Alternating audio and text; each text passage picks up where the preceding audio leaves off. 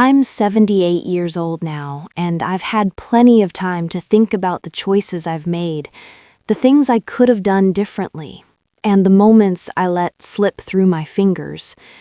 If there's one thing I wish someone had told me, it's this: don't make the same mistake I did. You see, I spent most of my life believing there would always be more time. There never was. When I was younger, in my 20s and 30s, I worked hard. I was always busy, always climbing, always trying to prove I mattered. I thought if I could just do enough, earn enough, appear enough, I'd be happy. I thought I was making the right choices. I thought my family would always be there, waiting.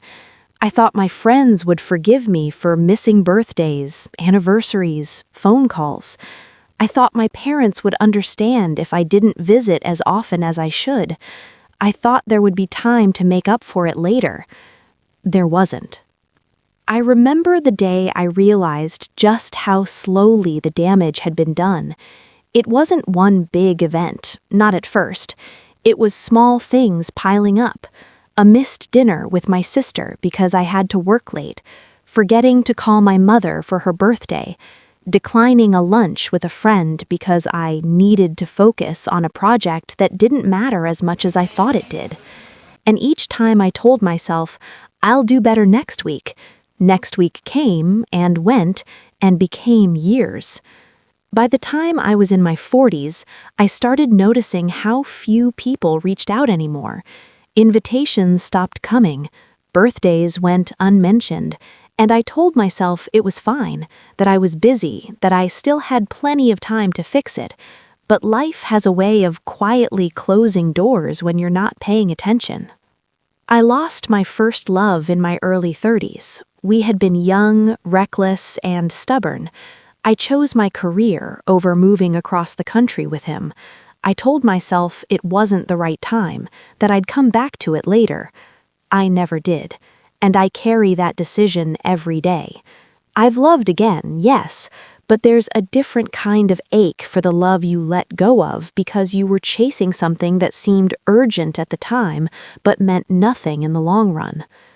Even when my children came, I thought I was doing right by them, providing, guiding, teaching, but I missed their school plays, their early morning talks, the small victories and defeats that meant everything to them. I thought they'd understand that I was doing it all for them, that I was preparing a better future.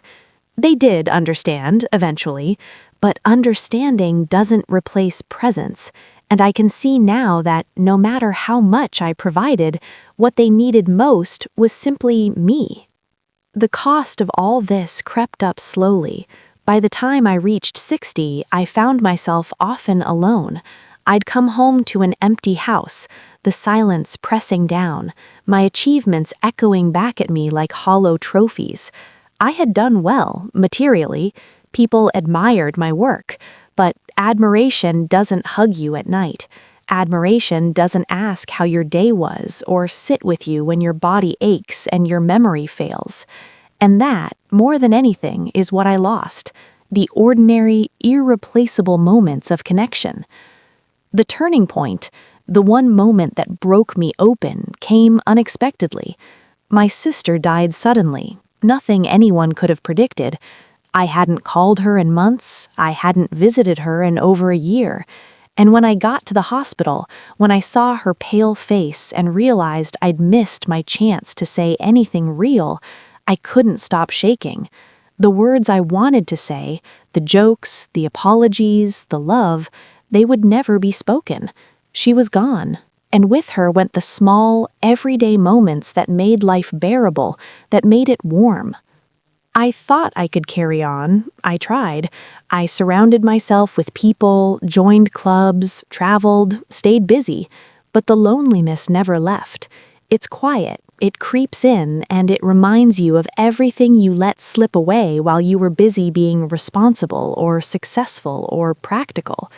You think you have forever, but forever is nothing but a string of todays, and some of them, once gone, are gone for good.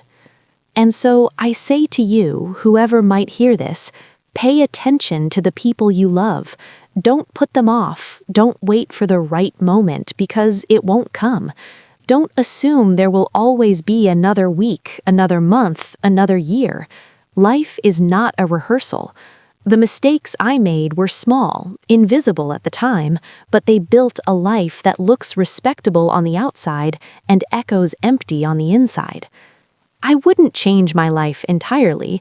I have memories that are mine, moments of beauty, moments of laughter. I have gratitude for having loved, even imperfectly. But I can't get back the nights spent alone when I could have been holding a hand, listening to a story, sharing a quiet meal. I can't get back the phone calls I didn't make, the hugs I postponed, the apologies I never gave. If this means anything to you, remember it. Love when you can.